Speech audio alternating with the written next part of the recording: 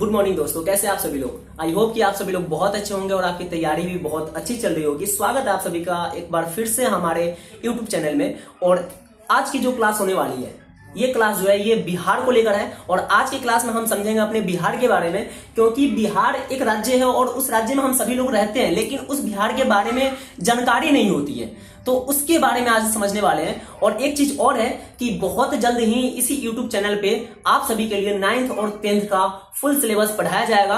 और जो बच्चे घर से अपनी तैयारी नहीं कर पाते हैं, वो यहाँ से इस चैनल के माध्यम से अच्छे से तैयारी कर सकते हैं और बहुत अच्छे टीचर के साथ आपकी तैयारी पूरी होगी। SST जो है कि वो मैं ही पढ़ाऊंगा और बहुत अच्छे से आपको समझ में आने वाला है। कहीं भी दिक्कत हो आप पूछ सकते हो। तो आज की जो क्लास है वो हम शुरू करते हैं। तो आज की जो क्लास है ये हमारे बिहार को लेकर है। इसमें हम अपने बिहार के बारे में जानेंगे दोस्तों, कि जो बिहार है, रहने को तो हम बिहार राज्य में रहते हैं, हमारा राज्य बिहार है जिसकी राजधानी पटना है। तो इस बिहार के बारे में कुछ कंटेंट समझते हैं कि आखिर में बिहार आया कहां से और क्या था और कैसे बन गया। ठीक है, तो सबसे पहले तो ये समझो इस बिहार के बारे में कि जो बिहार है इसका नाम पहले बिहार था ही नहीं। अब बोलोगे ये कैसी बात हो गई। सही बात है कि बिहार जो है इसका नाम बाबू बिहार नहीं था, इसका नाम था विहार। इसका नाम क्या था? विहार। ठीक है, अभी हम इसको बोलते हैं बिहार, लेकिन पहले इसका नाम क्या था? विहार था। ठीक है, क्योंकि ये जो बिहार है, अब ये आया वर्ड कहां से आया है ना, किस क्षेत्र को हम बिहार कहते थे, ये नाम कहां से आया, तो उसके बारे में देखिए कि ये जो बिहार है ना, बात करें हम भारत के उत्तर पूर्वी भाग की,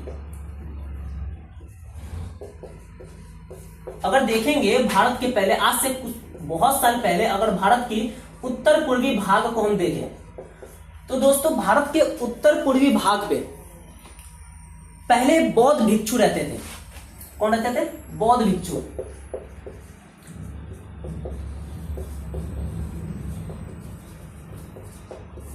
आज से कई साल वर्ष पहले हमारे भारत के उत्तर पूर्वी भाग पर बौद्ध भिक्षुओं का निवास स्थान था।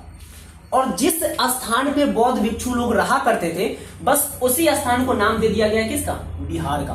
ठीक है, याद रखिएगा क्या नाम मर गया इसका? बिहार, या इसी को दोस्तों हम कहते हैं बौद्ध मठ। क्या कहते हैं? बौद्ध मठ। तो ये दोनों बात को आप अच्छे से ध्यान रखें। समझ गए ये नाम कहां से आया? जो बिहार नाम आया है, ये बिहार कहां से आया है? तो हमारे भारत के उत्तर पूर्वी भाग पे पहले किसका निवास स्थान था? बौद्ध भिक्षुओं का। किसका था? बौद्ध भिक्षुओं का। और जिस स्थान पे बौद्ध भिक्षुओं का निवास स्थान था, उसी स्थान को हम क्या कहते थे? बिहार कहते थे, या फिर उसे बौद्ध मठ कहते थे। और यही जो बिहार है, इसी का नाम बदल के आया बिहार। तो आखिर में ये बिहार कैसे आया, ये जो नाम है ये कैसे आया, तो अब इसके बारे में समझ लें। इस नाम के बारे में पहले समझ लिए कि इस स्थान पे, जिस स्थान पे बौद्ध भिक्षु लोग रहा करते थे, उस स्थान को हम क्या कहते हैं? बौद्ध मठ या विहार। तो समझ लीजिएगा, जहां पे बौद्ध मठ की जिक्र हो और जहां पे विहार का जिक्र हो, समझ लीजिए कि वहां पे कौन रहते हैं? वहां पे बौद्ध भिक्षु लोग रहते हैं। ठीक है, तो अब देखिए ये जो विहार है, तो ये नाम का अगर जिक्र हम करें, तो ये दोस्तों एक खिलजी वंश का एक शासक था, बख्तियार खिलजी, है ना, बख्तियार खिलजी बोलते हैं। तो 1197 में क्या हुआ था? 1197 ईस्वी की अगर बात करें, तो बख्तियार खिलजी का 1197 ईस्वी में बख्तियार खिलजी का क्या हुआ था? आक्रमण किया था। 1197 ईस्वी में हमारे बिहार पर आक्रमण करने वाला कौन था? बख्तियार खिलजी। ठीक है, और बख्तियार खिलजी एक तरह से बोला जाए तो इसने क्या किया कि 1197 में बख्तियार खिलजी पर आक्रमण किया और 1198 में बिहार और बंगाल को जीत लिया।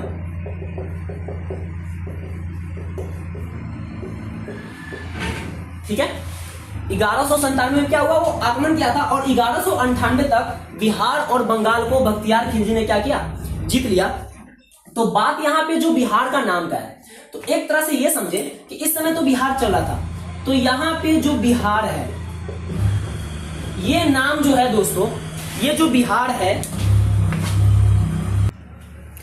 तो ये आक्रमण से तो हमें कोई मतलब नहीं है कि किसने आक्रमण किया क्या नहीं। बस ये सब याद रखिएगा कि ऐसा कौन सा शासक पहला था जिसने बिहार पर सबसे पहले आक्रमण किया था, तो वो 1197 में बख्तियार खिलजी ने किया था। अब हम नाम का जिक्र करते हैं कि ये जो नाम आया कहां से, तो ये याद रखिएगा कि ये जो बिहार नाम है ये हमें मिला किससे? ये तुर्की शासक से मिला है। ठीक है, ये याद रखिएगा। ये नाम कहां से आया? ये नाम आया तुर्की शासक। ठीक है, जो तुर्की शासक थे उन्होंने ये बिहार का नाम बिहार दिया है। और इस नाम का जिक्र जो है, ये जो बिहार है, इस नाम का जिक्र जो है ये आपको मिलेगा तबकाते नासरी पुस्तक में।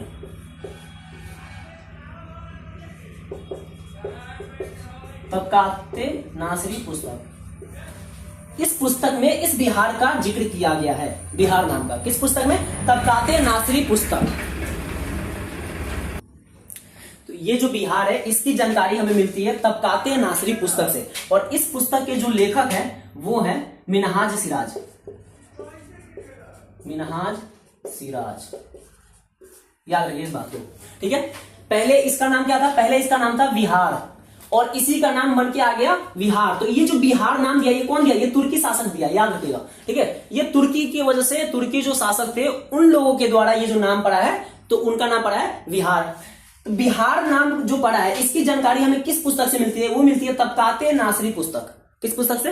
तबकाते नासरी पुस्तक। और तबकाते नासरी पुस्तक के लेखक कौन है? तो उनके लेखक है मिनहाज सिराज। कौन है? मिनहाज सिराज।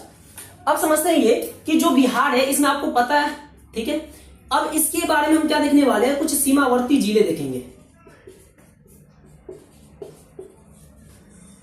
कुछ सीमावर्ती जिले के बारे में हम जानने वाले हैं। ठीक है, कि बिहार से बहुत से ऐसे जिले हैं जो जुड़े होते हैं। जैसे भारत से अगर बात करें तो भारत से बहुत से ऐसे राज्य होते हैं जो जुड़े होते हैं।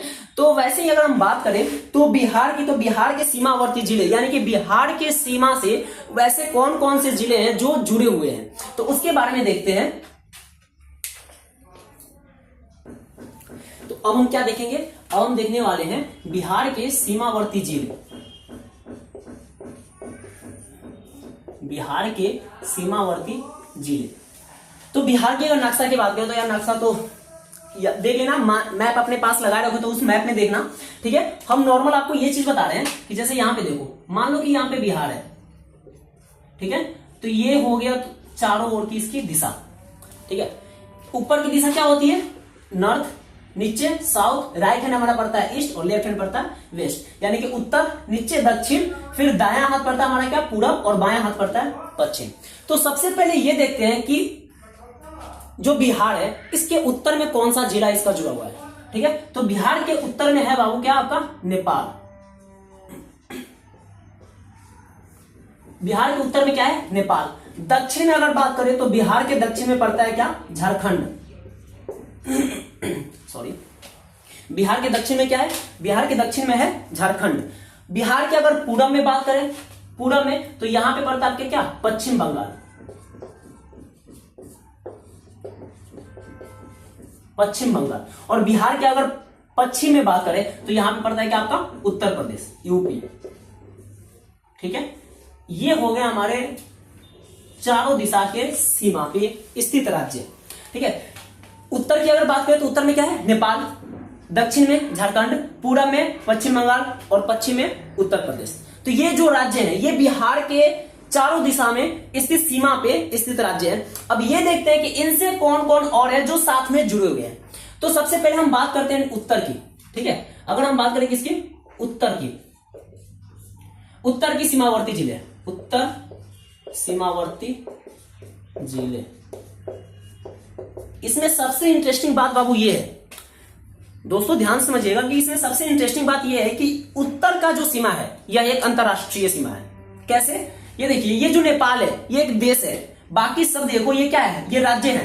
लेकिन उत्तर में जो नेपाल पड़ रहा है वो क्या है? वो एक देश है, इसलिए इसको अंतरराष्ट्रीय सीमा बोलते हैं। ठीक है, तो उत्तर सीमावर्ती जिले क्या है? नेपाल, नेपाल से, और नेपाल से लगने वाली कुल 7 जिले हैं। कितने जिले? 7। बिहार के उत्तर में नेपाल से कितने जिले लगते हैं? 7 जिले लगते हैं। और याद रखिएगा इसको अंतरराष्ट्रीय सीमा भी बोलते हैं। अंतरराष्ट्रीय सीमा, इसको क्या बोलते हैं? इसको बोलते हैं अंतरराष्ट्रीय सीमा। यानी कि बिहार के उत्तर में नेपाल, नेपाल से जो जिले जुड़ेंगे उस जिले को क्या बोलेंगे? वो सीमा क्या कहलाता है? अंतरराष्ट्रीय सीमा कहलाता है। तो ये देखते हैं कि कौन कौन सा जो जिला है वो उत्तर में लग रहा है। तो सबसे पहले देखिए यहां पे अगर हम बात करें तो सबसे पहले आपका आएगा पश्चिम चंपारण। पश्चिम चंपारण, फिर आएगा आपका पूर्वी चंपारण, पश्चिमी चंपारण, पूर्वी चंपारण। पहले दोस्त ये चंपारण पूरा एक ही था, ना तो पश्चिम ना तो पूरब। अब जब विभाजन हो गया तो ये पश्चिमी चंपारण और पूर्वी चंपारण बन गया। जिस प्रकार अगर बात करें तो बंगाल की, है ना, एक पश्चिम बंगाल एक पूर्वी बंगाल है। 1905 में बंगाल विभाजन हुआ था और बंगाल विभाजन के उपरांत ही क्या हुआ था, बंगाल दो भागों में बट गया था। एक हो गया पश्चिम बंगाल जो हमें भारत देश में देखने को मिलती है, और एक पूरब बंगाल जो कि बांग्लादेश की तरफ है। ठीक है, तो ये हो गए। तो वैसे ही पश्चिम चंपारण, पूर्वी चंपारण, ठीक है।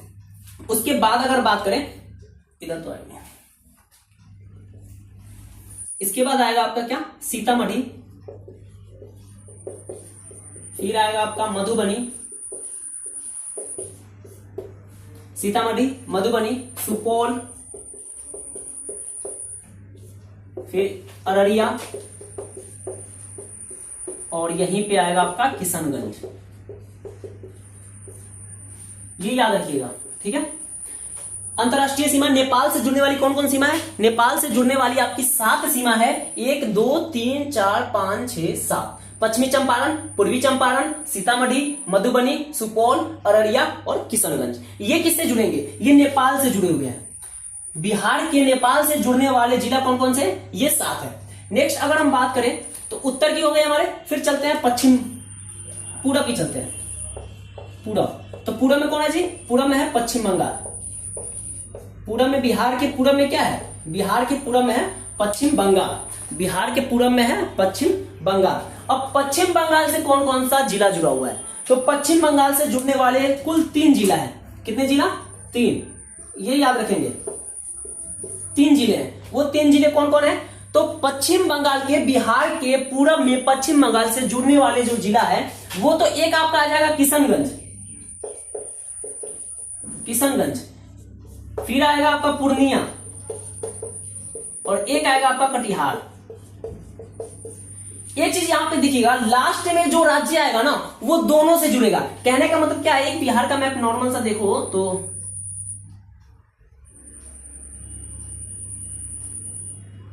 अगर बनेगा तो नहीं दोस्त, लेकिन नॉर्मल आप देख लो ताकि आपको समझ में आ जाए, ठीक है। अगर बिहार का मैप नॉर्मल देखो तो ये देखिएगा 1 2 3 4 ऐसे जिले होंगे जो दोनों जुड़ेंगे, दोनों से। जैसे अगर यहां पे अगर हम बात करें किसका, किशनगंज, यहां पे हमारा किशनगंज है, तो ये जो किशनगंज है ये इधर भी जुड़ा होगा और इस साइड भी जुड़ा होगा, यानी कि ये उत्तर में भी जुड़ा रहेगा और पूरब में भी जुड़ा रहेगा। अगर यहां पे अगर हम बात कर रहे हैं, यहां पे कौन सा राज्य है, यहां पे हमारा आ जाएगा कौन, आ गया क्या, कटिहार। तो ये जो कटिहार है ये पूरब में भी जुड़ा है और नीचे दक्षिण से भी जुड़ा रहेगा, ये दिमाग लगेगा। लास्ट में जो राज्य बचेगा ना वो दोनों से जुड़ा रहेगा, ठीक है। स्क्वायर शेप अगर जैसे हम बना लें, जैसे ये समझिए, जैसे ये देखिए, अब यहाँ पे ये जो है ये दोनों तरफ रहेगा ना, ये यहाँ पे जो रहेगा वो इधर भी रहेगा और इधर भी, यहाँ पे जो रहेगा वो इधर भी और इधर भी, यहाँ पे जो रहेगा हमारा वो दोनों तरफ और यहाँ पे भी।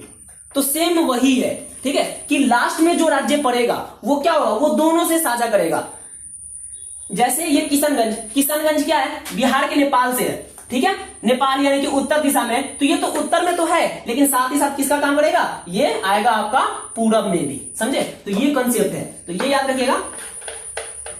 इसको साफ करते हैं, देखिए, तो यहां पे 3 जिले हैं। कितने जिले, 3 जिले। बिहार के पूरब दिशा में पश्चिम बंगाल से जुड़ने वाले कितने जिले हैं, 3 जिले हैं, किशनगंज, पूर्णिया और कटिहार। अब आते हैं, अब पूरब के हो गया, फिर हम बात कर लेते हैं थोड़ा दक्षिण की। अगर हम दक्षिण का बात करें तो दक्षिण में क्या है दोस्तों, दक्षिण में हमारा झारखंड है। दक्षिण में क्या है, झारखंड है। अब बिहार के दक्षिण में झारखंड है और झारखंड से कितने जिले जुड़ेंगे, बिहार के दक्षिण में झारखंड और झारखंड से कितने जिले हैं, तो याद रखिएगा झारखंड से जुड़ने वाले कुल 8 जिला है। कितने जिले, 8 जिले। बिहार में झारखंड से यानी कि दक्षिण में सीमा साझा करने वाले कितने जिले हैं, 8 जिले हैं। कौन कौन, तो ये देखिए, आएगा आपका रोहतास, फिर आएगा आपका औरंगाबाद, फिर आएगा आपका गया, नवादा, फिर जमुई, फिर आएगा आपका बांका, फिर आएगा आपका भागलपुर, और फिर आपका आएगा लास्ट में कौन है जी, कौन पड़ेगा, कटिहार। देखो फिर आ गया ना। तो लास्ट का जो जिला है वो दोनों तरफ साझा करेगा। कितने, 8 हो गए, 1 2 3 4 5 6 7 8। ठीक है, तो बिहार के दक्षिण में कौन सा जिला है, झारखंड है। और झारखंड से कितने जिला साझा कर रही है, झारखंड जो राज्य है इस राज्य से कितने जिला साझा कर रही है, तो कुल 8 जिले लगेंगे। याद रखिएगा, बिहार के दक्षिण से सीमा साझा करने वाले कुल 8 जिले हैं, रोहतास, औरंगाबाद, गया, नवादा, जमुई, बांका, भागलपुर और कटिहार। लास्ट का जो राज्य बचेगा वो याद रखिएगा, वो हमेशा दोनों से साझा करेगा। कुछ बर्डन नहीं है, ठीक है। देख लो, इतना लग रहा है कि याद करने पड़ेगा, कुछ नहीं, थोड़ा सा मेहनत तो करना पड़ेगा ना। थोड़ा सा आप अगर मेहनत करोगे तो फिर ये सब ऐसे ही याद हो जाएंगे, जैसे मुझे याद है वैसे आपको याद हो जाएंगे। ठीक है, कोशिश करनी पड़ती है ना। एक सपने के पीछे आप लोग कितना कोशिश करते हो, है ना। सपना छोटा हो या बड़ा हो, है ना, अपना सपना छोटा हो या बड़ा हो, त्याग और बलिदान समान मांगता है। ठीक है, तो सपना ये नहीं कि अगर बड़ा है तो थोड़ा ज्यादा मेहनत करेंगे, छोटा है तो थोड़ा कम मेहनत करेंगे, उससे नहीं होने वाला है। सपना आपका बड़ा हो या छोटा हो, आपका त्याग और बलिदान दोनों के लिए उतना ही होना चाहिए, तब जाके आप अपनी मंजिल को पास होगे। तो सेम वही बात है कि ये कुछ नहीं दिख रहा है, ये है नहीं। अगर आप अपने सपने के बारे में सोचो तो ये उसके आगे कुछ है नहीं है, ये तो ऐसे ही याद हो जाएंगे। जब आप सोचो कि अगर इसको याद कर लेने से मुझे मेरे सपने को साकार करने का मौका मिल जाएगा, तो फिर ये कुछ नहीं है, फिर ये ऐसे ही याद हो जाएगा। ठीक है, सोच पे डिपेंड करती है कि आप कितना आगे जा रहे हो। अगर आपको जीवन में सफल होना है तो सबसे पहले तो अपने सोच को लेवल हाई करो। ठीक है, सोचो, सोचना है बस कि हाँ मुझे ये चीज कर लेना है, मैं ये चीज कर सकता हूं, क्यों नहीं कर सकता हूं। तो अगर सोच आप अपने आप के सोच को ऊपर रखोगे तो ऑटोमेटिक है कि भाई आप खुद ऊपर उठते चले जाओगे। ठीक है, तो सोच को ऊपर रखना है। झारखंड से समझ लिए। अब एक बच रहा है क्या हमारा, झारखंड के बाद आ जाएगा क्या, पश्चिम, है ना जी। तो बिहार के पश्चिम, बिहार के पश्चिम, तो बिहार के पश्चिम में कौन सा राज्य है जी, उत्तर प्रदेश। बिहार के पश्चिम में कौन सा राज्य है, उत्तर प्रदेश। और उत्तर प्रदेश से बिहार के कुल कितने जिला साझा करते हैं, तो याद रखिएगा उत्तर प्रदेश से बिहार के कुल 8 जिला साझा करते हैं। कितने, कुल 8 जिले। कितने जिले साझा करते हैं, कुल 8 जिला साझा करता है बिहार से भी, सॉरी पश्चिम में उत्तर प्रदेश से। झारखंड और उत्तर प्रदेश ये दोनों से 8 जिले साझा करते हैं। तो चलो पश्चिम में देखते हैं कि उत्तर प्रदेश से कौन कौन सी जिला जो है वो सीमा साझा करते हैं। तो ये देखिएगा, पहले तो आपका आ जाएगा ये रोहतास। ठीक है, क्योंकि रोहतास आपका बताया था ना स्क्वायर शेप, यहां पे रोहतास है। ठीक है, तो पहले आएगा हमारा क्या, रोहतास, रोहतास आ जाएगा। फिर आपका आएगा कैमूर, फिर आपका आएगा बक्सर,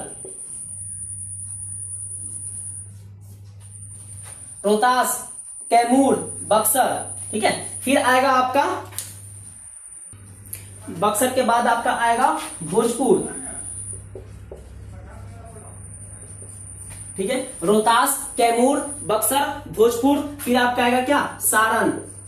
फिर आपका आएगा सिवान। फिर आपका आएगा क्या, गोपालगंज। कितने जिले हो गए जी, कुल 8 जिले वो है। 1 2 3 4 5 6 7, एक बच रहा है। याद करो मैंने क्या बताया कि जो कोना पे रहेगा, जो कोना पे रहेगा ये वो दोनों तरफ साझा करेगा, है ना, उस दोनों दिशा में। यानी कि अब इस कोने पे क्या था, जहां से हम शुरू किए थे, किससे, पश्चिम चंपारण। तो यहां पे आ जाएगा गोपालगंज के बाद क्या, पश्चिम चंपारण। तो ये रहे टोटल बिहार के सीमावर्ती जिले।